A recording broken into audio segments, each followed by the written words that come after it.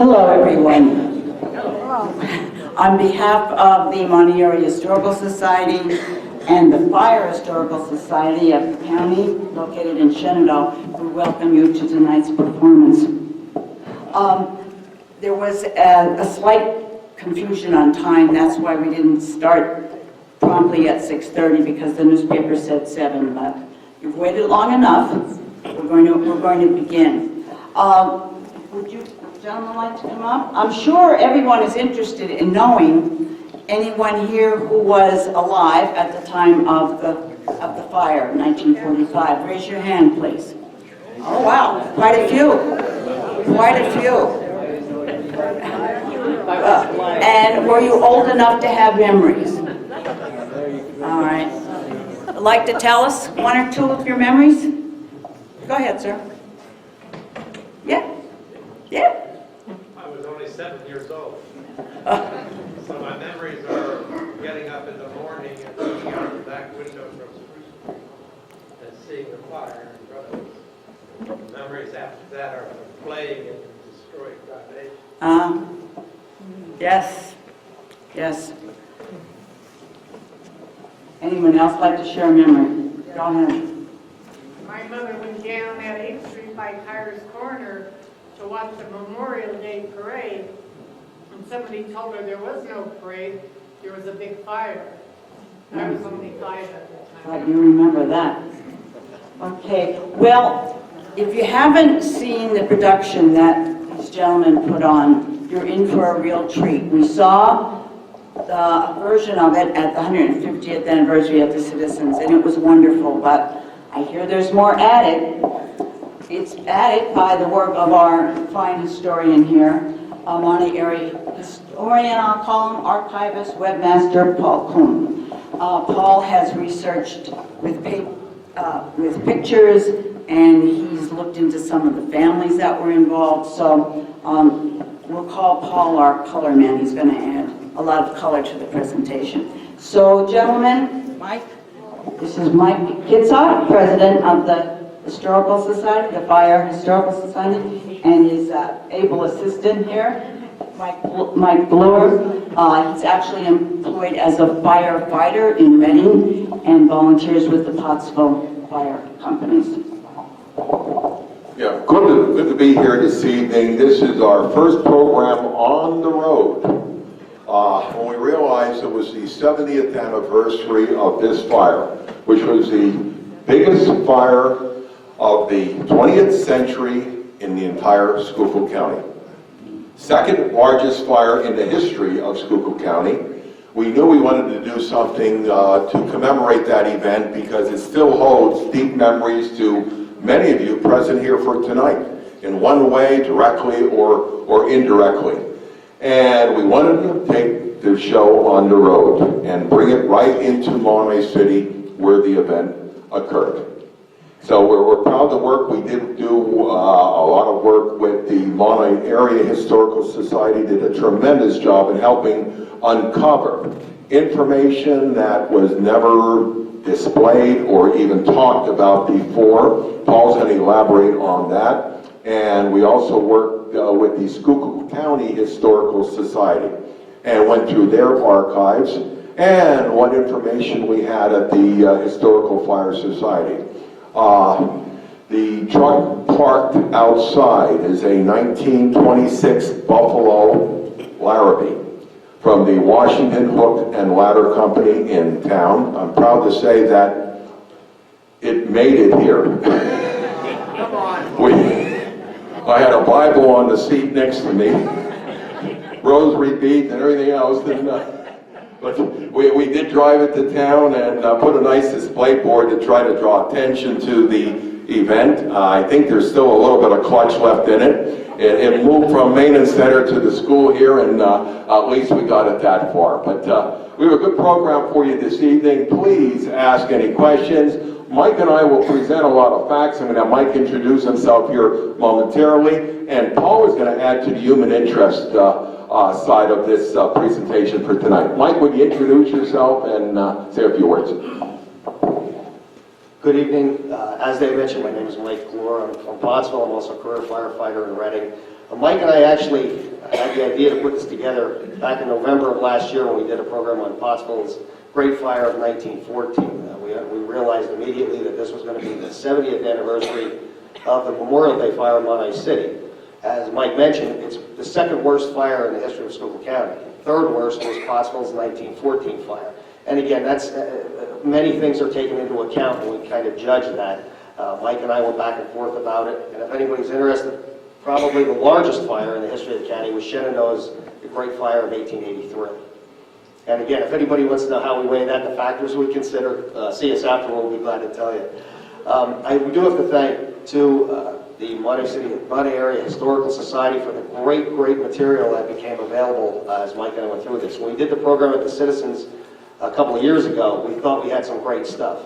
And as things continue to come in with this program, we scratched the surface. So we hope you enjoy it as much as we enjoyed putting it together. Also going to give credit to a good friend of mine who had a lot of information, Mr. Frank Sengler, good historian, and Frank provided us with a lot of information on the fire as well. But we're going to start with the program here for you. Oh, Paul. I really just gave them a folder and said, go to it. Some of the sources of the information that the two mics are talking about, Ann Kosmarczyk Evans is a historical society member, and she comes into the room to work once in a while, and she mentioned that Wassel Guevara was her uncle. Now, I should have known that because our families are related, the Kosmarczyks. I'm related to the Kosmarczyks, and I didn't remember that. And I said, do you have anything from your Uncle Wassel? And I just wanted a picture of him.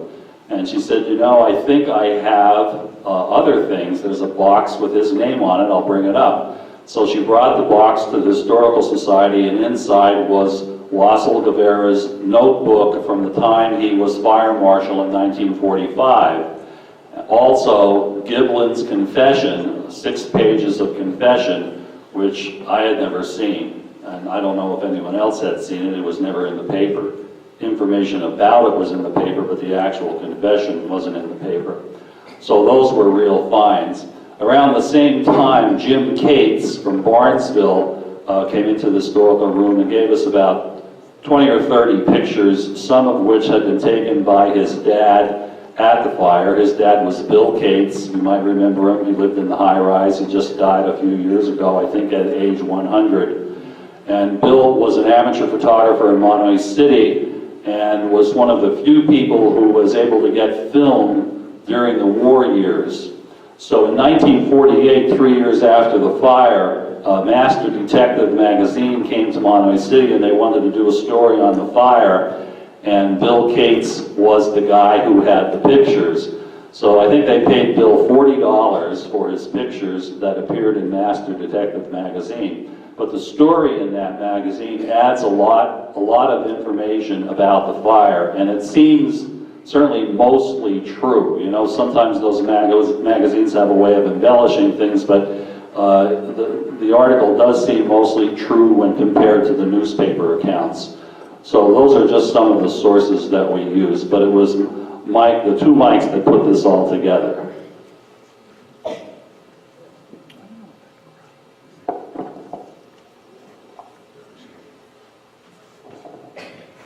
Just a little background on 1945 and putting things into perspective here. You take a look. Germany surrendered.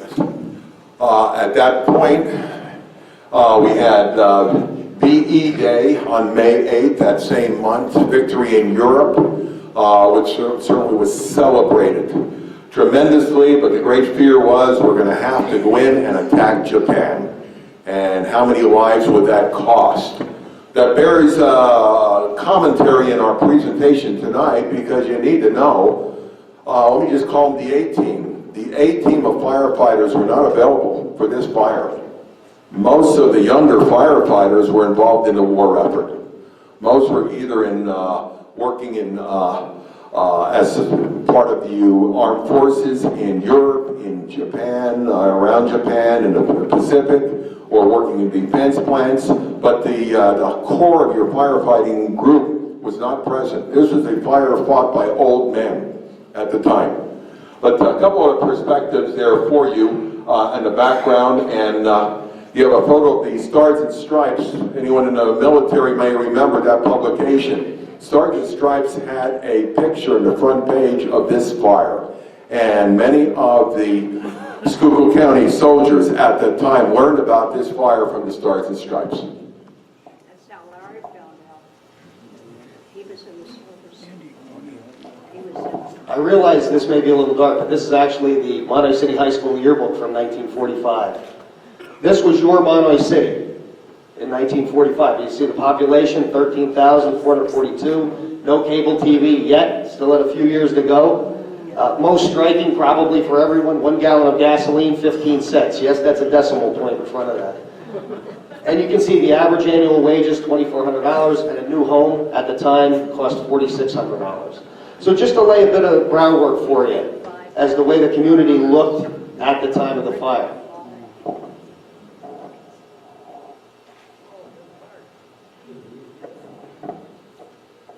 Just a little makeup of the Mahanoy City Fire Department. A few shots to show what was protecting the community at that time. The scene here of the Mac pumper from the Humane of Mahanoy City that was in service for decades and is part of the Historical Society collection. The 1927 American La France pumper.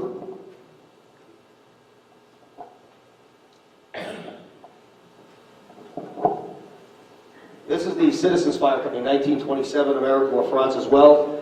That was out of service at the time of the fire and was not available for firefighting duty. And if anyone remembers the program, who had been there, the program we did at the Citizens a couple of years ago, you'll remember that at the time of the 1975 fire, where the Citizens Fire Company stands today, the CITS pumper was also out of service. So the two big fires that they've had in the century, again, their pumper was out of service. Washington's 1936 Persh, that was in service. The fire engine outside that Mike alluded to, that was not in service at the time of the fire. That was also out of service. So again, some equipment was down at the time, was not available for firefighting duty, and there are some things that also complicate the firefighting effort. I got one comment up here. Yeah, Bill Rose said it was pumping at Center and Locust.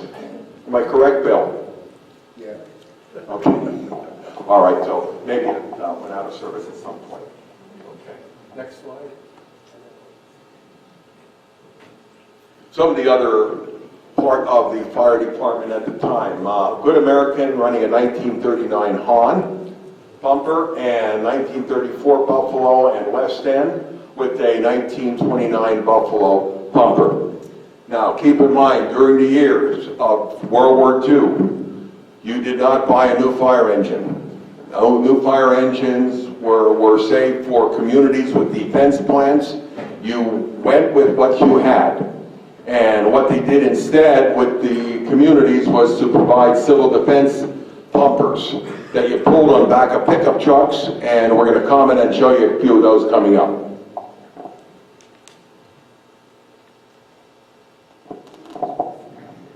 Paul had talked earlier about Wassel Guevara, the Mahanoy City Fire Department fire marshal at the time of the fire in 1945. He was a member of the Humane Fire Company. Interestingly, he drew the short straw. He had 1 month left in his term as fire marshal, and he actually ended up with the biggest fire in the history of the borough. On the left of the slide is his notebook from the Memorial Day fire in 1945. It's actually the first page. As Paul said, the notebook was fantastic. This fire alone was probably 30 pages, with damages from each of the properties affected, companies that operated on scene, and assorted notes about the fire itself. But on the left, you can see his annotations regarding Mr. Giblin, regarding where the fire originated, and the extent of the fire and the time frame. Again, great stuff that became available. We had never seen his notebook before. Again, before this was discovered in a box of memorabilia, essentially. And we often talk about this, and Paul mentioned it earlier as we were talking aside. You never know what people have in their attics. There's some great things in terms of photographs, historical documents that are irreplaceable. And the organizations, a bit of an aside, the organizations that are here tonight would greatly appreciate that, because These are the results of people coming forward and saying, hey, look, I have some information about that particular incident or something you might be interested in. The notebook was fantastic.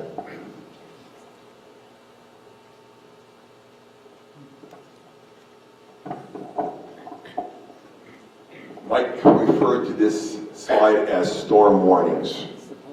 Mahanoy City was plagued by a rash of fires in the weeks preceding this event. Those fires were minor leagues events compared to what happened on Memorial Day in 1945. Some of the fires occurred at the same locations at about the same time, and the thread of information leading to the conviction here was beginning to take place.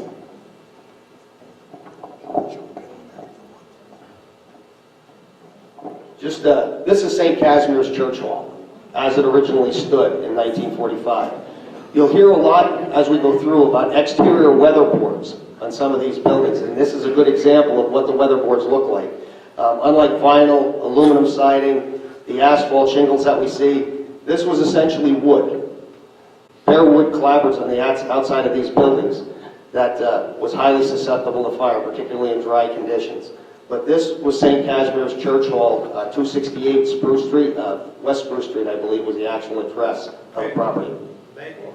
Oh, Maple, I'm sorry, Maple, I apologize.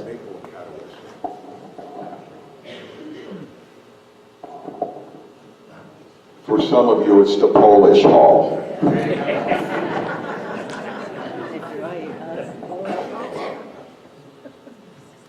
And the location there today on Maple and Catawissa Streets, I'm sure many of you remember the location of the hall. Fire occurred there. April 23rd was the beginning of the rash of arson fires.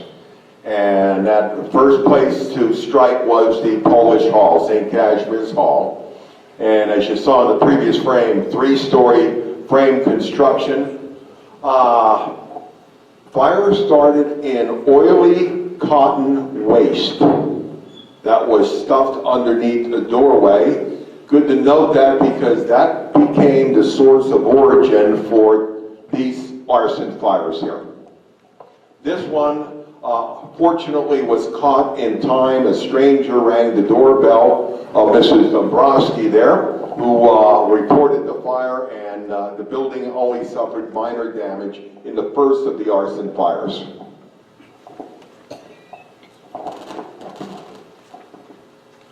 If you're familiar with the Polish Hall, you could gain access to the Polish Hall on Linden Street. Just walk to the end of Linden Street, and then there was a path walking, behind the hall. Or coming from the west end, you could do the same thing from, I think, B Street, maybe another street, and just go along that path and be undetected.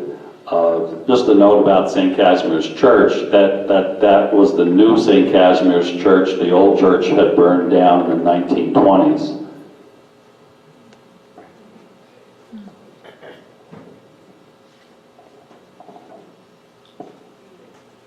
A few days later, at 239 West Railroad Street, fire was discovered in a 1-story garage, frame garage again. This one was owned by the Guinan Department Store. Same story. Wads of oil-soaked cotton waste stuffed under the exterior weatherboards. Damage was very limited in this fire, $15, but again, it was a kind of a taste of what was to come as these fires began developing.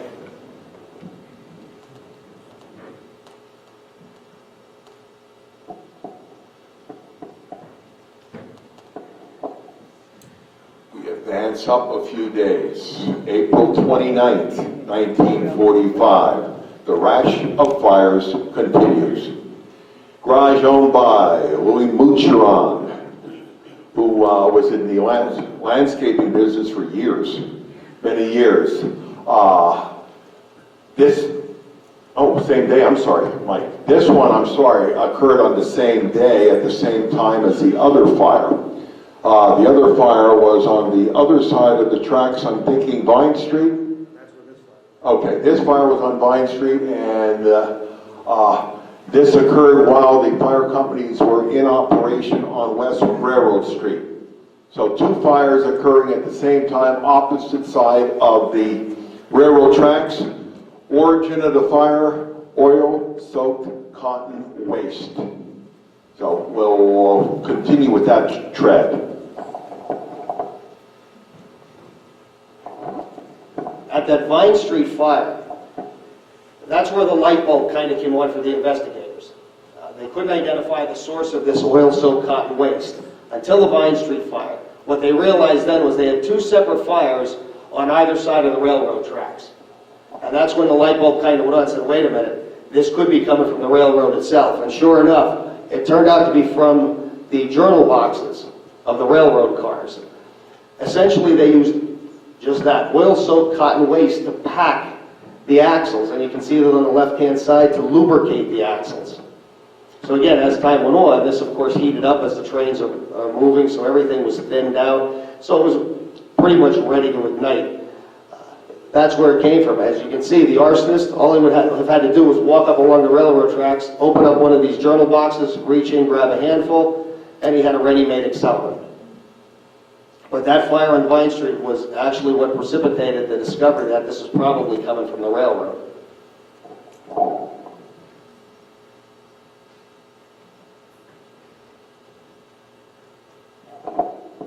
Now we advance a few weeks here, and we get yet another arson fire, another garage fire.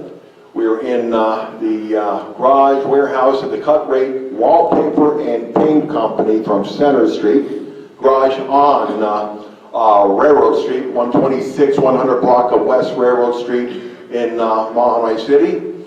Damage was kept to a minimum. Source of the fire, the oil-soaked cotton waste, apparently coming from the journal boxes of the railroad cars parked along the tracks.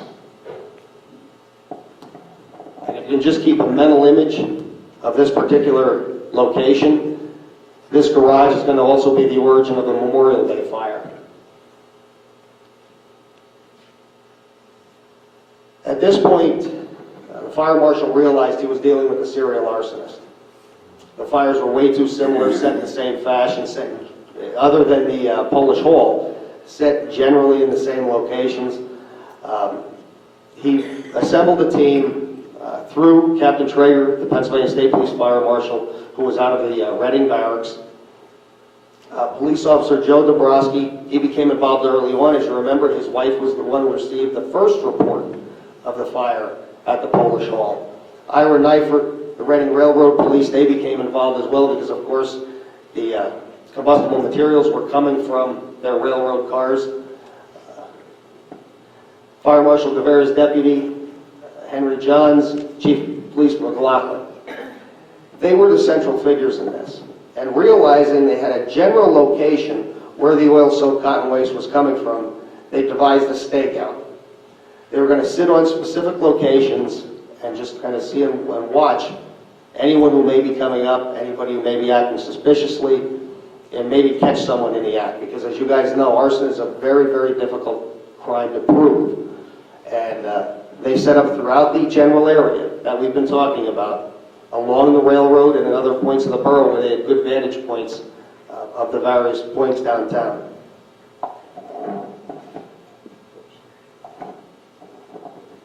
Just looking at that shot of Center Street, East Center Street, I think the bank and Heiser's hardware store about the only ones I recognize still in business there for today.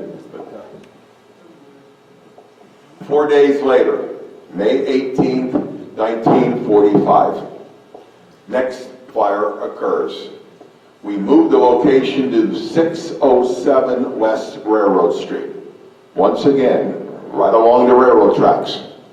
Garages owned by the Reading Railroad Company, and flames and smoke discovered in the exterior by a tenant working on his car at that time.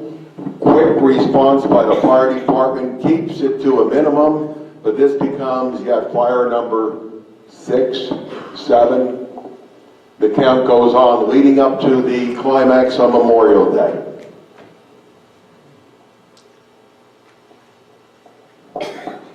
As we talked earlier, the stakeout was largely based along the railroad tracks because, again, that was the most likely point to capture someone who may have been stealing that oil-soaked cotton waste from the journal boxes. So that's where they focused their efforts. However, on May 19th, again, while fire and police personnel were staking out the rail yards, St. Casimir's was struck again. Only this time it was a much more serious fire at the church hall. The fire this time penetrated the exterior weatherboards, get into the interior of the building, and caused extensive damage. Damage at a total of $1,500, which again in 1945 was a fairly substantial fire. It was the exact same point of origin as the April 23rd fire. He didn't change up at all. The exact same spot.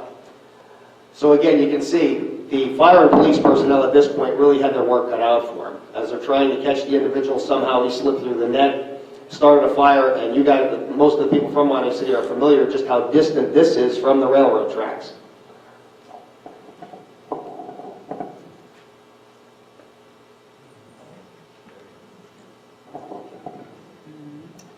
A suspect emerges. One of the tools of the investigators is to ask the question, what person has been seen at every one of these fires? And a name emerged, name of Joseph Giblin, who also went by the name Malahi. And he worked at Chef's Restaurant. Anybody remember Chef's Restaurant in town? Okay, we have a few responses. Lived in the basement of Chef's Restaurant, but became the prime suspect for the arson fires, and became the person of interest, the person to watch. Next to Chef's Restaurant, we have the Elks Theater. At least the marquee there, and still a very beautiful building today. Yes. Just something about that picture. This is sort of a sidelight. This picture was taken on September 28, 1946, a little over a year after the fire. I was able to determine that by blowing up the picture and looking at the marquee. The Bowery Boys were showing a short called Spook Busters. So I looked up Spook Busters in the Record American, which we have scanned, and it was in that Friday and Saturday. It looks like it's a Saturday because it would have been a school day on Friday, so these kids are probably lined up for a matinee. Giblin lived in the basement of the Chef's Restaurant. If you remember that building, if you walked along the side on 1st Street or 2nd Street and looked down, there were plate glass windows all along the side. When I was in high school, that place was called Casper's Canteen. There were pinball machines and maybe a pool table down there, and we'd go in there after CYO basketball games. And you could easily see in. So if your dad was looking for you, you could go over to Casper's Canteen and see if you were hanging out down there. And they did see Giblin in there. Perhaps the guys, the Mahanoy City Fire guys, can confirm for me this Chef's Restaurant. I believe this building was last used as the Econo Wash laundromat, which I believe was the site of a serious fire, maybe 1990-ish. So if that puts things in a little bit of perspective for you as to where the building was and what the building was, that's the Chef's Restaurant location. Wednesday, May 30th, 1945 was Memorial Day. Again, Memorial Day fell on the 30th. It wasn't as it is today where it falls on a Monday all the time. The stakeout was pulled after 2 o'clock, and they had been staking out Giblin himself. They actually had an eyeball, as Paul said, on his apartment, and they could tell if there was any movement. There was none. So they pulled up stakes and went home. It didn't take long for him to strike. The alarm was transmitted at 2:40. Again, oil-soaked cotton waste was stuffed up beneath the garage door at 126 West Railroad Street. This was the rear of the cut-rate wallpaper and paint store, 125, 127 Railroad Street. Heavily stocked with combustible materials, this garage. One thing I do want to point out, conditions were ripe for this particular type of fire to occur. The month of May, somewhat similar to as it is now, was quite dry. very little rainfall. This night also produced a very brisk wind. So once this fire had taken hold, it found a tremendous amount of combustible material to chew up. This was the 7th fire within a month, and this was the same garage as the May 14th, 1945 fire as well.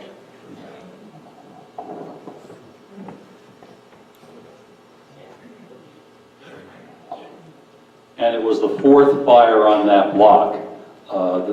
The block was known as the Dipper Block. There was a fire there in 1882, another in 1913, and a $75,000 fire in 1917.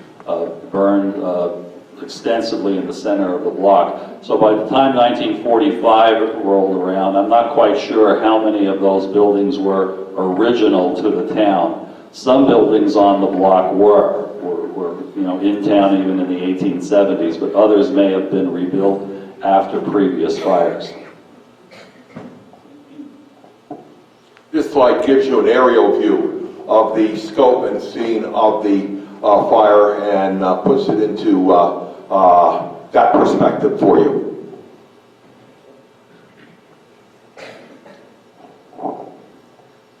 Of all the photos that you'll see and have seen to this point, this is the one that I really want you to pay particular attention to.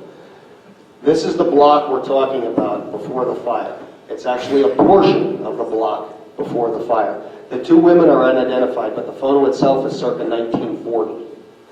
If you look at the buildings, and this is really applicable for the fire service people in the audience, we're talking 10 distinct buildings that are pictured, all wood frame, all very sizable. It also doesn't give a good appreciation of the depth of these buildings. These were a fraction of the buildings affected by this fire. If you were to arrive today with heavy fire involving these particular types of buildings, and I think Chief Kelsey can probably verify it, you'd exhaust your run card pretty quick with just these buildings involved. And again, this is a fraction of what we're going to be talking about in the area of the fire in 1945. When I first saw this picture, I couldn't get my head around it, because when you see McLaren's on the corner there, someone my age, you want that to be the southwest corner of Linden and Center. And it's not. It is the northeast corner of Linden and Center. McLaren's was catty corner, as we say, across the street from the location that I remember as a boy on Center Street. I think one of the girls in the picture is Millie Carlick. Does anybody happen to know that?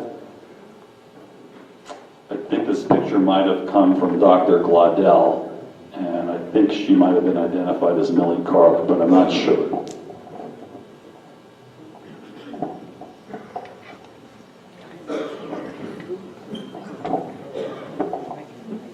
Yes, I'm Peggy Guinan, Britalonis, and at the time of the fire, this picture was taken in 1930, is Guinan's department store, and this store was located right where Service Electric is now. But at the time of the fire, May 29th, 1945, a special guest of mine is here tonight. I'd like to introduce you to my Aunt Pat Guinan, who is the wife of Frank Guinan, and Pat is 99 years old. She was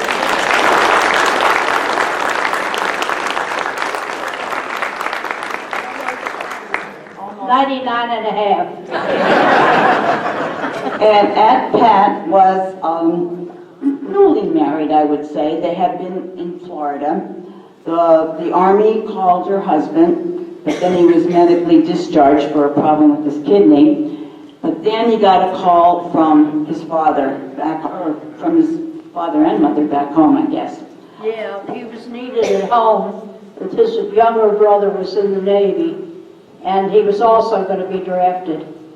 But he was enlisted but waiting to be called in the Guinan home, which was attached. It was a regular house in the same building as the store. It was a big house. And so Uncle Frank and Aunt Pat, with their children, with their 2 children. Patty, my age, was there, and she was about 2 or 3, 2.5, and Janet was 5 months old. And we were living, if you look at the side, which was on Linden Street, and there's a door there. That's the house. That's the entrance to the house. And Paul said, I did research. I think there were chickens being raised back there. And Pat said, oh yeah, go ahead, Tom. Well, I'm from Washington, and we didn't have chickens in the backyard. And when I first came up here, I heard a rooster crow in the morning, and I jumped out of bed. I couldn't believe where I was. And Mr. Guinan said, well, I have to make a living like everyone else. He wasn't against it. No. He wasn't a complainer anyway. Never. And so, and Pat, you're not a complainer. You were just saying, a rooster? She lived in downtown Washington, a little bit far. Well, I was born and raised in Washington. Near the White House. Yeah, in the shadow of the Capitol. I could see the Capitol lights from our back window. Yeah. So, And I worked in a bank catty-cornered from the executive mansion, and I could walk to the Capitol anytime I wanted, and the Congressional Library. I had a library card for there. and so, as the story goes, my grandmother, Julie Whalen, sort of disappeared, and the fireman said, everything's under control, you know, just stay in the house, don't go out. Grandmother Julia said, don't stay out of the weather, don't go out. And Don't bring the babies out in the night air. She thought the fire was going to go away, I guess, but it didn't. But do you remember Dr. Lakowitz, anyone? Yeah. He was we had bought a house in Mahanoy City, and we're in the process of renovating it, but it took time because we couldn't get material because of the war. And all I could think of was get away from the fire. And one of the men that worked in our store carried Patty, the 2.5-year-old one, and I carried Janet, who was 5 months old. And we ended up, I was going to go to our house, which we owned, but there wasn't a stick of furniture in it, and no light, no water, no nothing. And Mrs. Lakowitz lived across the street, and she called out, come in here, we have a clay roof, and the fire wouldn't burn the roof. And she took me in, which was a blessing, because we were there for hours until the town burned down. I thought the whole town was going to go. So. and everything went. The what? And everything went. My grandmother had just lost her husband. She lost her home, and she lost her business. And when they went looking for her, she was in church. Yeah, she went to Mass. I don't know. That's where I don't know who found her. And we had no water or nothing. And Betty, what was her name, who owned the Record American, she brought coffee down to Lakowitz's house. I don't know where she got water for coffee. And then, well, I couldn't believe it was gone. It was level. The house was level. And I had I called it house coat with a zipper. That's what I had on. I didn't have clothes or anything. And I put diapers and bottles. That's what I carried out, and I needed both before the night was over. Had sterilized bottles and a sterilizer, and a suitcase with diapers in. And that's all I saved. All your pictures and your... The what? All pictures and everything. Oh yeah, how many pictures of Washington and my family. I miss that.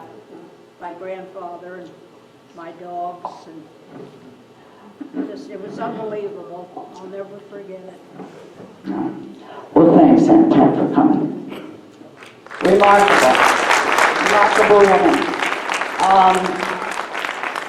So the rest of the story will come later.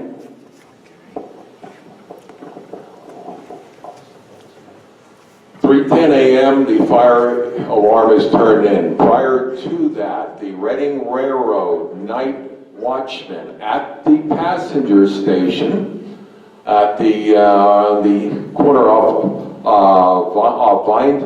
around Vine Street, East Vine Street, and then Main Street, was looking toward town and spotted the fire.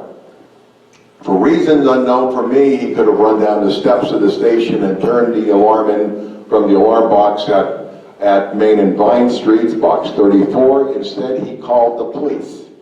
So the call went to the police. They were in the Citizens Fire Company at that time, that building next to the Citizens. And the police then relayed the message to the patrolman on duty. The patrolman got into their car and drove over to investigate, discovered that it was indeed a fire in progress, and then ran over to the alarm box, box 21 at Center and Catawissa Street. But there was a loss of valuable minutes there, and under these conditions, that's all the fire needed to gain tremendous headway. Mike mentioned very little water, the rain that month, and I heard gusts up to 50 miles an hour that night. I have 30 here on the slide. Some people said it was even worse than that. You know what I should have said about, there was to be a parade the 30th, and they had the banner. This is looking east on Railroad Street in the rear of Guinan's. The elevated walkway that you see connected to Guinan's department store that you just saw earlier with the warehouse on the opposite side of Railroad Street. So that's looking north, and you can see fire communicating on both sides of Railroad Street at this point.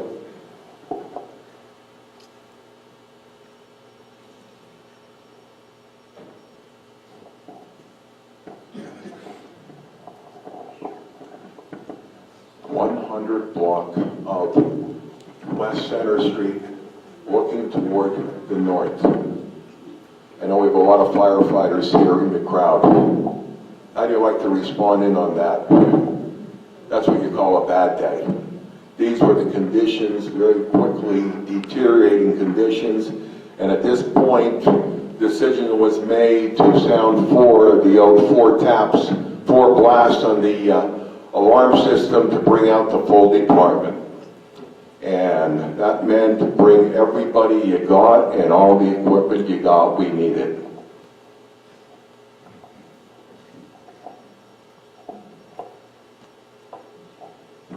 From the perspective of Center and Linden Streets, and this is looking to the east, take a look at the volume of fire that you had. This fire was tremendous. And when the calls for help went out to communities, every community from Centralia to Tamaqua sent equipment to help fight this fire. Incredible that a fire this large, that eventually evolved 72 buildings were involved in this fire, occurred this late in 1945. We're beyond hand-pulled fire equipment. We're beyond the horse-drawn era. But the fact that it was during the war years, under those conditions, at that time of the day, with at least a little delay in the alarm being sounded, this is what resulted.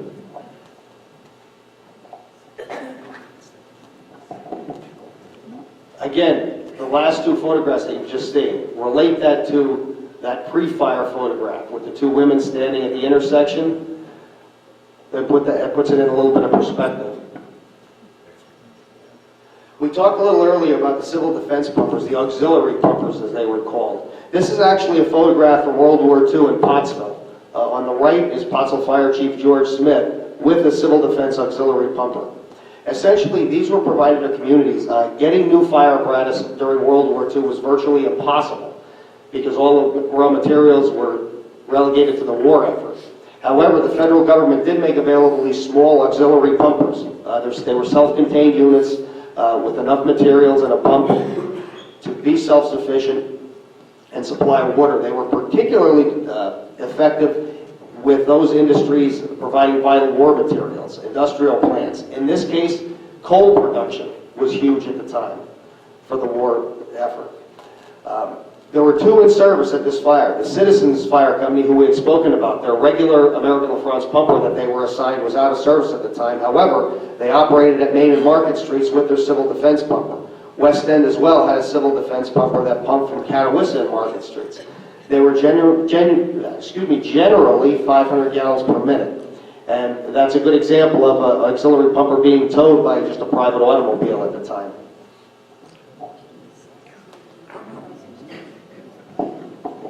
That is the only example I know of these pumpers being put into use, into service. But at this point, they were needed.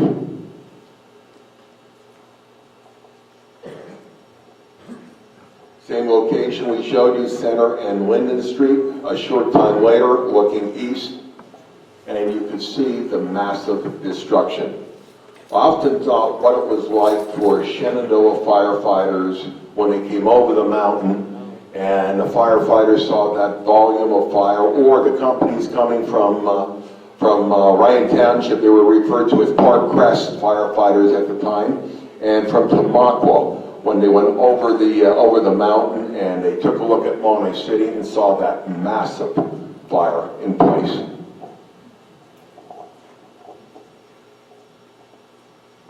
Couple points on the fire.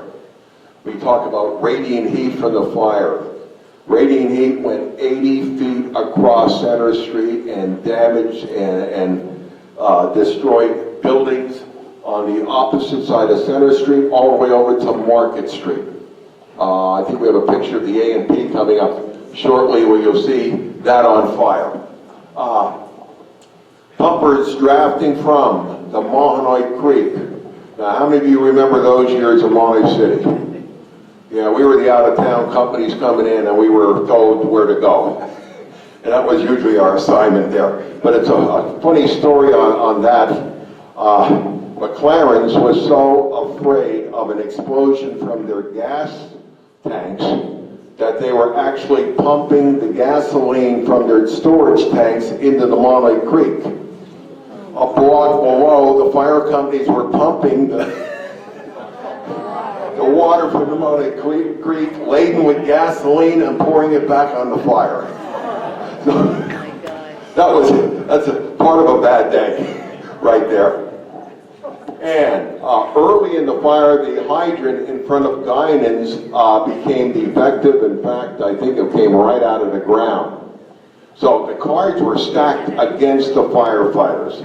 One hydrant down, we have a heavy, heavy volume of fire. We don't have enough help on the scene. The wind is blowing 30, 40 miles an hour, and what are we going to do? They finally got some lines into effect, only to abandon the lines and have the 2.5 inches burn right through. I think, if I remember, one comment was there were 32 2.5-inch lines on this fire. I guess most of that was coming from what the hydrants were in existence and from draft.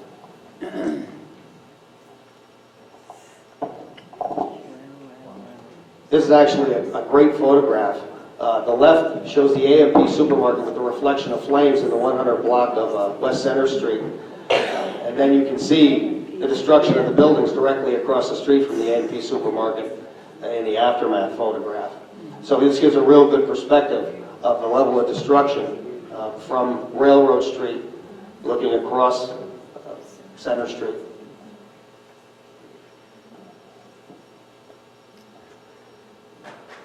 This is the aftermath of the fire. Again, still continues to burn at this point, but the fire's forward progress has been stopped.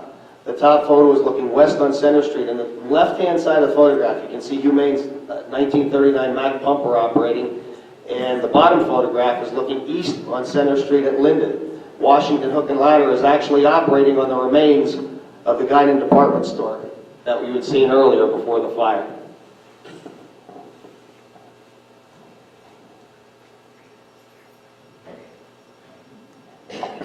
Let me share a human interest story here. My two aunts were witnesses to the fire. My mother's side of the family was from Mahanoy City. My grandfather banged on the bedroom door, my Aunt Jean Yodeski, And he told her to get up, get up. He said, you have to get up. She says, I don't have to get up. Guidance is closed. It's Memorial Day. She was working at Guidance at the time, lost her job on account of the fire, and he said, no, you better get up. The town is on fire. So she and my Aunt Sally did witness the fire.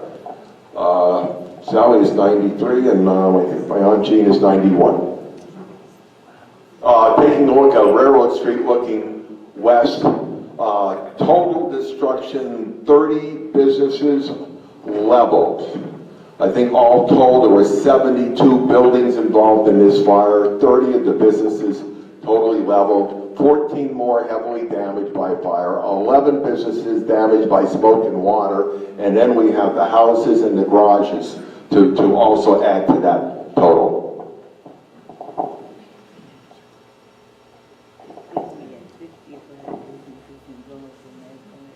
Continuing with the cost, again, we had 38 families rendered homeless by this fire. That totaled 200 individuals left homeless.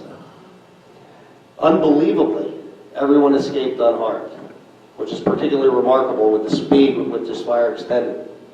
25 firefighters suffered varying degrees of injury, none of which were serious, thankfully, considering, again, the magnitude of the fire itself. The photograph, again, continues to show the Washington Hook and Ladder operating at the remains of the Diamond department store.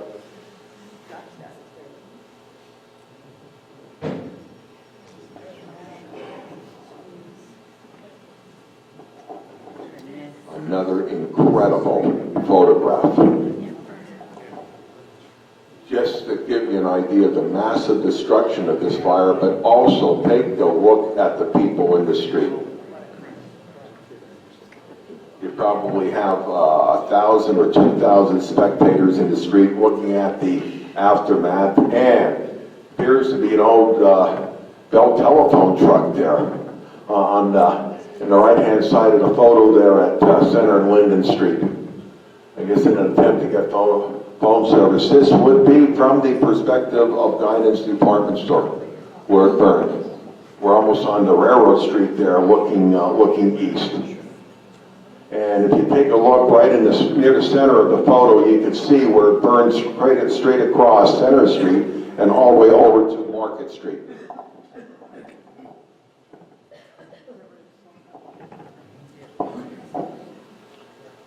The wind was blowing from the northwest towards the southeast. At the Mansion Hotel, the next day they found a number of shingles that had blown from other roofs that had seared themselves to the roof, and they took away baskets and baskets of these shingles, roof shingles that had fallen on the roof. You can't see it here, but if we blow the picture up on the computer, the Potsy Hill is just to the right of Mahanoy Township. You see Mahanoy Township, the two-tiered building in the center of the screen, and right over to the right is the Potsy. And in a clearer picture, you'll see a line of cars heading up the hill. In those years, on Memorial Day, the Potsy was one way going up, and then after you went to the cemetery, you had to come down the Vulcan side.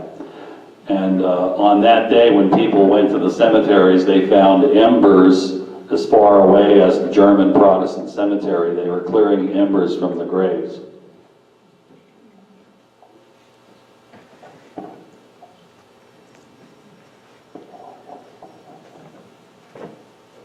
The photo on the left is particularly striking for those familiar with the area. That's the 100th block of West Market Street on the north side. So that gives you a very good idea of the fire's progression, how far that fire spread across Center Street and actually burned through those properties. And on the right is Center and Locust looking northwest. Again, just unbelievable destruction that day.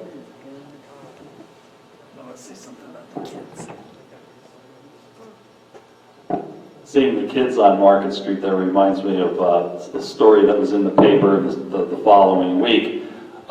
They had hired guards, policemen, to watch over the fire rooms so people wouldn't get injured or try to go in and salvage things, but they couldn't keep the kids out. kids were throwing rocks and bricks into the debris. I don't know, Mike, if that was you. But later on, a bunch of kids came down from the dump, down from Castle Heights, up above Hills Patch, where the dump used to be, and they had piles and piles of pennies. And they figured that the pennies came from Guinan's department store, because they had been taking the debris from Guinan's up to the dump, and the pennies were for the Penny Arcade at Lakewood.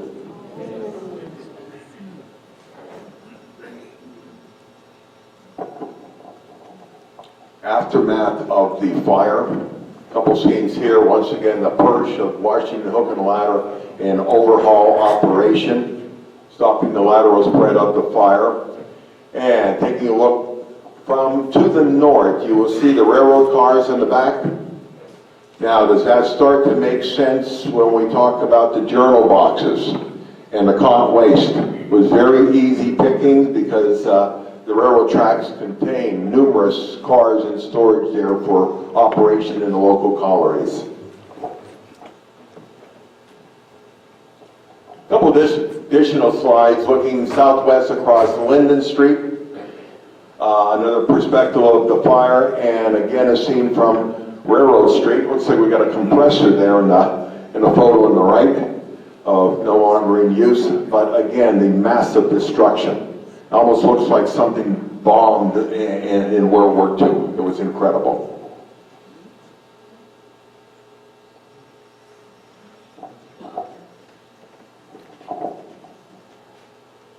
This photo looks across Center Street. It's actually looking south. And it shows the level of destruction. The building's just consumed and heavily damaged on the south side of Center Street. And again, the original fire building would have been on Railroad Street, behind the photographer who's taking the photo from in the middle of the debris field. But again, this shows the level of destruction. We keep alluding to that.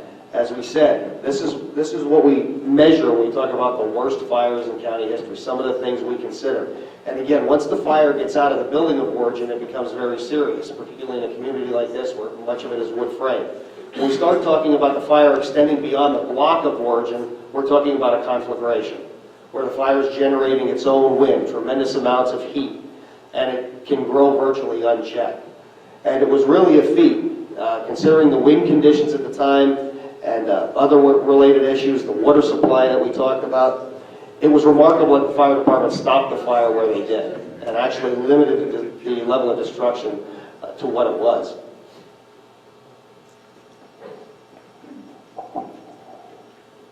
This is our final fire photograph from the archives, and just attesting again to the massive destruction of this fire. You've seen so many different views of the 72 buildings that were involved in the fire. But this does not mean we are finished, because we have some surprises here to show you this evening. I'm going to turn it over to Paul here for a moment. We're going to comment on the confession and the rush to judgment. Anyway, picture of the Record American newspaper, Mahanoy City, which had tremendous coverage of the fire. And how many of you here remember the Record American? A lot of hands going up. This time I have to throw thanks out to my wife, Peg, who did a lion's share of scanning of the 110,000 pages of Record Americans that we did at our house in 2013. I sort of roped her into it, and we were going to take 3 years to do it, and she decided that we got to get this done, so we did it. Could you go back to that slide a second? I just want to point something out.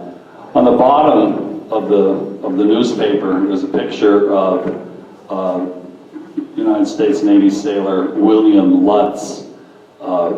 His parents were in the fire. They were burned out in the fire in the 100 block of West Center Street, Lutz Lumber. And he was killed on May 11th aboard the USS Bunker Hill, an aircraft carrier in the Pacific.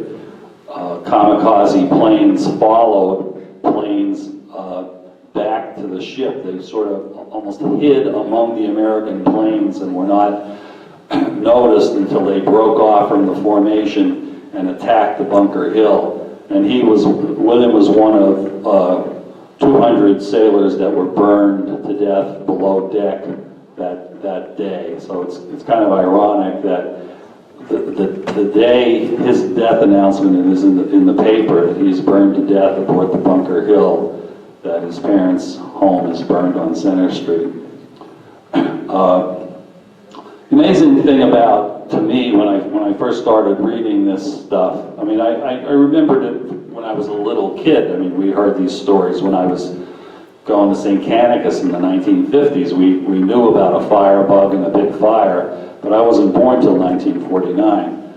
But Joseph Giblin set the fire, around 3 o'clock in the morning, on the morning of Memorial Day, May 30th, and on June 1st, he was confessed, tried, convicted, and sitting in Eastern States Penitentiary in the space of 48 hours. Now, could you imagine that today? I don't think Lawyer Noonan could imagine that in this day and age. I don't do criminal law. He doesn't do criminal laws. It's not to say he's not guilty. He confessed. But there are questions. There are a number of questions I have. Number one, in the early newspaper accounts of the first fires, we're talking about 7 fires that were set, there was no mention of any cotton waste early on. The first Polish Hall fire, they said that debris was piled up against the building and set on fire. And I think the next fire, they said the same thing. But in the magazine article, which was written in 1948, every fire is attributed to waste from the journal box. Giblin worked for the railroad. He worked apparently part-time and was laid off 3 weeks before the fire. So he did probably know about cotton waste soaked in oil that would be available to him in the journal box. And apparently, he confessed to taking it from along the Kyer siding. That would be, when you go up towards Hills Terrace past Brassington's house there were tracks going down to where the gas company was, and they would lead on to the Reading tracks. Well, Kyers used to line up boxcars along there to be loaded or unloaded, and after a period of time, those tracks are no longer used. But on the nights of the fires, apparently there were gondola cars there, and there was cotton waste available in the journal boxes, and he did confess to doing that. I just wonder why, they didn't know about the cotton waste early on. It wasn't identified. The other thing is that I'm not sure it was the first Polish Hall fire or the second Polish Hall fire, but some kids were seen running from the site right after someone noticed the smoke. And a woman saw the kids running, and they actually took this woman to the high school, and she went around to the classrooms trying to identify, who these kids might have been, and she was never able to do it. So at that point, there must have been a question in the mind of the police that, someone else might be doing this. Giblin wasn't the prime suspect at that time. The next thing is that on the night of the fire at 212 West Center Street, the O'Brien home, that would be right around where St. Luke's is now, down from where McLaren's was. 212 West Center, down from Recolytus's bar where Giblin used to drink. People were going in and helping the O'Briens take things from their home because Guinan's was on fire across the street. The fire had crossed the street and the next block up, so they were clearing out homes and, in case the fire crossed the street. So in the process of people doing that, somebody showed up and offered to help. And apparently he was a stranger. Nobody seemed to know him, but they said, yeah, you could help. And then one of the family members went upstairs into one of the bedrooms and they found paper and a shirt that had been set on fire. And the person that had offered help disappeared. And nothing else was ever said about him. He didn't show up in Gidlin's confession. He didn't really show up in much in the newspaper. So, could he have been an arsonist too? So these are just questions. Every question you answer, 2 or 3 more are raised. Could you go back to the picture that showed Center Street, the devastation right on that block? It was just a few pictures back. There. In the right-hand corner of this picture is George's confectionery truck, the lower right-hand corner. Mrs. George, who owned George's, her husband Paul had died. She ran George's. She was apparently still in her shop at 3 o'clock in the morning when the fire started. She knew about it even before the alarm went in. She left the shop and was walking down Center, and she saw smoke. She lived in one of the apartments, and she went back on Railroad Street and she saw the flames, and she yelled for people to help, and I think they actually cleared some cars out of the area. She went back to her restaurant and started making coffee and sandwiches, and she called a few of her workers to come in and help her. And when they came in, they said, "Anna, don't you want us to help you clean out your apartment?" And she said, "No, stay here and make sandwiches." So she lost everything except a picture of her husband and a picture of her nephew who had been killed in the war. So the Record American wrote an article about her as being a real hero of the fire.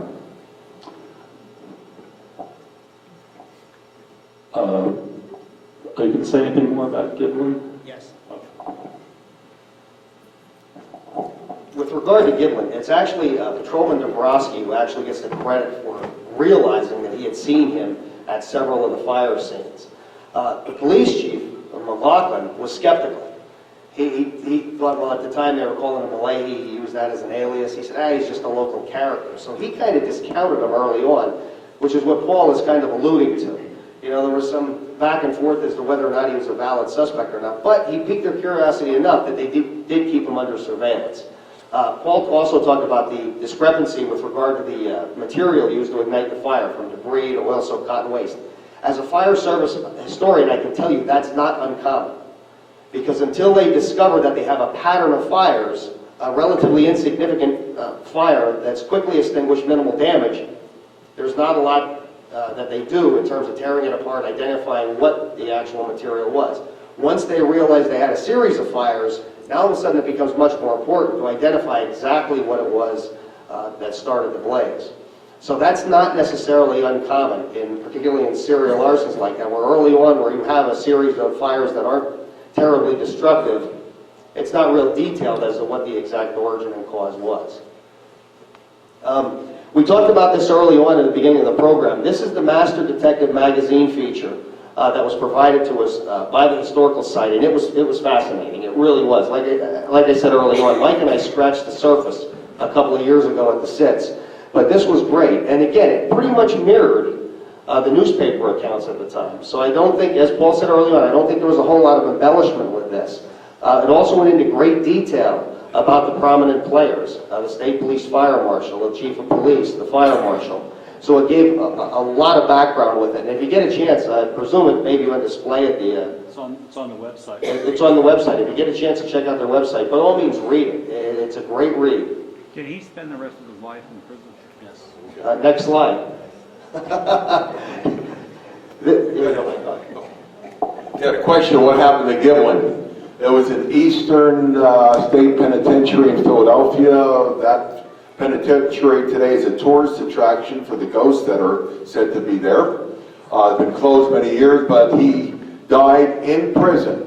Was moved to State Correctional Institution in Dallas and died in 1973 in prison. And was there from the time he was convicted on June 1st, 1945, 2 days after the fire, up until the time of his death in 1973. 72, actually. 71, last day of 72. Oh, I'm sorry, last day, December 31st, 1972 was the actual date of death. Disappeared in 73. And again, there's more questions than answers. Eastern States was known for putting a lot of guys in solitary confinement. Very rough prison to go through.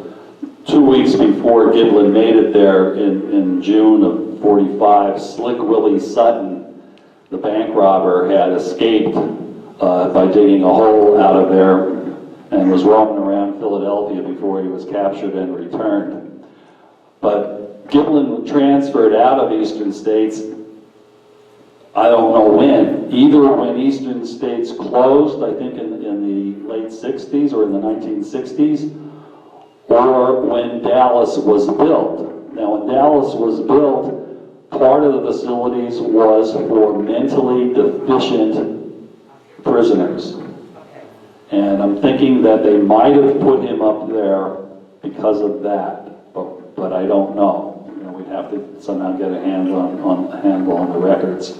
But he died in the hospital on December 31st, 1972, at the age of 73. I've been looking up, trying to track down his genealogy in Shenandoah. There was a Squire Giblin in Shenandoah in the 1920s. It was said that Giblin came actually from a prominent family, that his nephew came to Mahanoy City periodically to check on him to see that he was okay. This leads me to believe that, you know, maybe he needed that kind of help. There were those after the fire that said that guy couldn't have done this. He didn't have the ability to plan all this. Either he didn't do it or he had help doing it. Who knows? It's just another question that is raised. But there were some prominent people in town that questioned that, you know, shortly after he was arrested.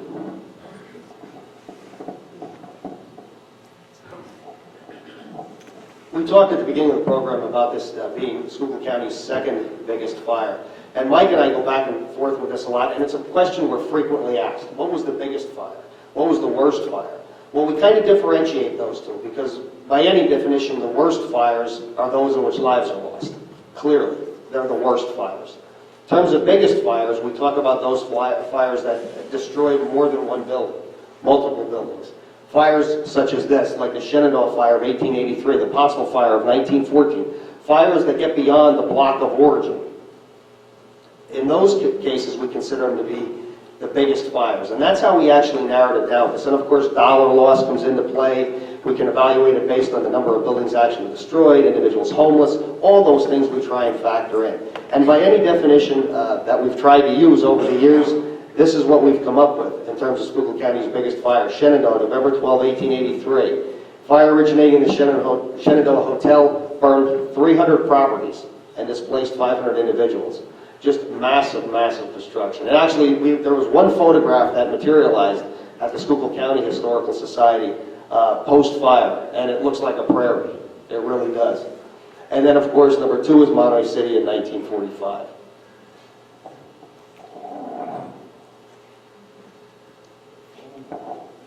Special thanks to so many individuals here who contributed to the program, and hopefully we got everyone there. Special thanks to everyone involved, our historical societies, both locally and the county, the Schuylkill Historical Fire Society in Shenandoah, and so many individuals. You see some of the names here who have an interest in preserving our area's rich history.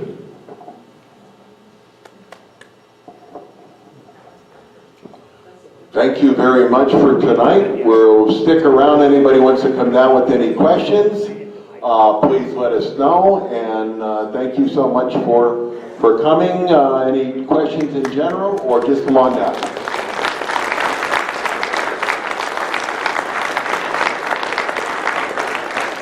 Please look in your attic and basement for pictures.